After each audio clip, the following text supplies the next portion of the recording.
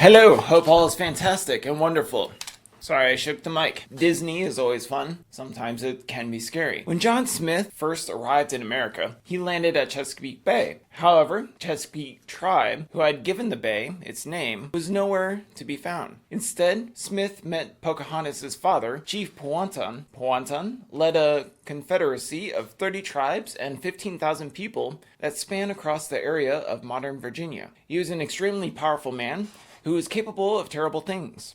A year before Smith had arrived, Powhatan's priests had prophesied that a nation would arise from Chesapeake Bay. At that time, only a small tribe of 300 to 400 peaceful people lived around Chesapeake Bay. He assumed that the prophecy was a warning about them. So he and his 30 tribes rounded up every man, woman, and child and murdered them. When Pocahontas met John Smith, she was 11 years old, and John Smith was 28. There's no romance between them. That was a fictional tale that grew from a story between Smith told about Pocahontas saving his life. The father was worried about Europeans approaching and taking over the territory, so his brother captured Smith and brought him to the chief. There, the chief put Smith's head on a block and prepared to beat his brains in. Smith was saved when Pocahontas threw herself into harm's way and pled with her father to let Smith go. The story was later rewritten into a romance, but it was nothing more than sympathy. Historians have even suggested that Smith have made up the story to take advantage of Pocahontas' popularity with the English. Smith arrived with a group of English gentlemen who weren't used to working, and some who flat out refused to do so. As hard as Smith tried to get them to work, the group started to starve themselves. Smith's only option was to barter with Powhatan, but Powhatan refused. He pretended he didn't have any food to share, hoping to starve Smith and his men out of the country. In the end, Smith got Powhatan to cooperate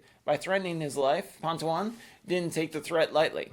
He planned a surprise attack to kill Smith in retaliation, and only gave up the plan because Pocahontas warned the settlers beforehand. In the Disney film about Pocahontas, John Radcliffe is depicted as a greedy villain, but the real Radcliffe was a well-liked, generous man. After Smith was injured in an accidental explosion and had to return to England, Radcliffe was given command, and he was paid for a terrible cost of their responsibility. With Smith gone, Powhatan stopped sharing crops with the settlers, once again hoping to starve them out. The settlers blamed Radcliffe and accused him of keeping a secret hoard of food amongst himself. When Radcliffe finally convinced Powhatan to share his corn, Radcliffe thought he'd save his people. Instead, he and the men who went to pick up the corn were ambushed by tribal warriors. The warriors killed every man except for Radcliffe, who was stripped naked, tied to a tree, and slowly burned and flayed alive. How fun. The settlers and the tribes broke into an all-out war. People died and did terrible things to one another on both sides, until Pocahontas was kidnapped. A European called Captain Argyle captured Pocahontas, hoping that he could trade the chief's daughter for prisoners and weapons. Argyle killed her husband and tried to slaughter her baby son, who only survived because another woman hid him. Pocahontas was brutally arred and then dragged to Europe and forcibly trained into European culture and religion. Powhatan gave into Argyle's demands. Powhatan released the prisoners and returned the stolen weapons, hoping to see his daughter alive again. But Argyle didn't honor his part of the deal. Pocahontas was kept in Europe and never told that her father had agreed to the trade. In Europe, Pocahontas realized that she was pregnant. In time, she gave birth to a child who was half white. According to some accounts, this happened before she ever met her European husband, John Rolfe, meaning that Pocahontas' son was conceived in an action of R. She married John Rolfe in the hopes that it would make peace between their people. But their marriage caused a scandal because the princess had married a commoner. Powhatan had been crowned by England and written about as an emperor, so the English viewed Pocahontas as royalty. Rolfe risked the scandal through because he thought Pocahontas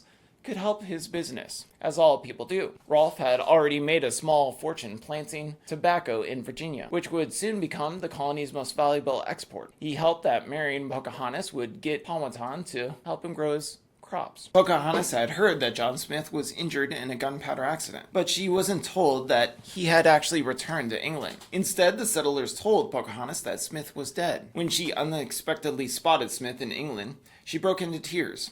The reunion was emotional for Pocahontas, but Smith was cold and formal. In America, she had called Smith father as a term of endearment. In England, he spoke to her as though she was mere a stranger he'd only heard about in the news. In America, Powhatan and the settlers had an uneasy truce. While Pocahontas was in Europe, the war was called off. Powhatan wouldn't risk the death of his favorite daughter. When word came that Pocahontas and her new husband were coming to Virginia, Powhatan was elated. He thought he would finally see his little girl again, but Powhatan never did. As soon as the ship left the deck, Pocahontas became sick. She had no immunity against the diseases of Europe. Like many of her people, contact with the Europeans had left her stricken with a deadly illness. John Rolfe had the ship sent back to England, where Pocahontas died. Powhatan still held out hope that he'd meet his grandson, but Pocahontas' boy was left in England, and Rolfe traveled to Virginia without him. Powhatan died within a year without the meeting of his grandson.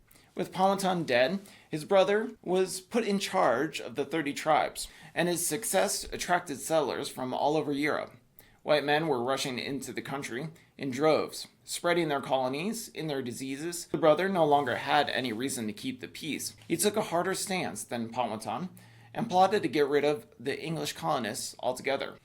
The brother and his men entered Jamestown unarmed, pretending that they wanted to sell a few goods. Only they were, in fact, grabbed every tool and weapon available and slaughtered every person that they could find, sparing neither women nor children. 1/4 of the settlement's population died in the attack. It was a horrific massacre, and it meant the end of the fragile peace between Pocahontas and John Smith's people. After the Jamestown massacre, open war began again, only because of this brother. He opened up a new era of cruelty and battle tactics, and also the settlers repaid with the same cruelty as well. The English lured 200 Native Americans to a supposed peace talk. There, the settlers poisoned their guests and then chased down and scalped the few who survived. Even Pocahontas' son was sent to kill his own Native American people. In the end, the brother was captured and paraded through Jamestown before a cheering crowd. The rest of his people were killed off, either by the settlers of their diseases. The few natives who survived were sent into slavery. Prophecy of Powhatan's priests had come true. Due to his brutality, his empire was wiped off the map from the face of the earth. His daughter was